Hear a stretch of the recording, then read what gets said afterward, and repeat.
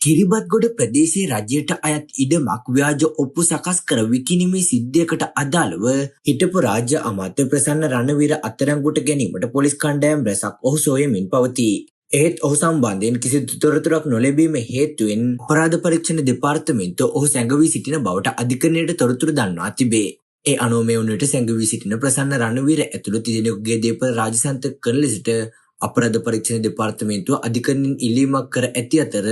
ඒ සලකා බැලීම අප්‍රේල් මාස 9 වෙනිදා සිදු කිරීමට නියමිතව තිබේ. මේ අතර තමන්ව අත්අඩංගුවට ගැනීමට වැළැක්වීමේ නියෝගයක් නිකුත් කළ ලෙස ඉල්ලා හිටපු අමාත්‍ය ප්‍රසන්න රණවීර මහතා විසින් ඉදිරිපත් කර තිබෙන පෙස්සම විභාගයට ගැනීමට අවසර දෙන්නේද නැද්ද යන නියෝගය අප්‍රේල් මාස 28 වෙනිදා ප්‍රකාශයට පත් කරන බව අභියාචන අධිකරණයේ දින නියම කළ පසුබිමකයි හිටපු අමාත්‍ය ප්‍රසන්න රණවීර ඇතුළු තිදෙනෙකුගේ දේපල රාජසන්තක කරන බවට තීන්දුව අප්‍රේල් මාස 9 වෙනිදා සිදු කිරීමට නියමිතව ඇති බවට දින නියම කරන ලදී.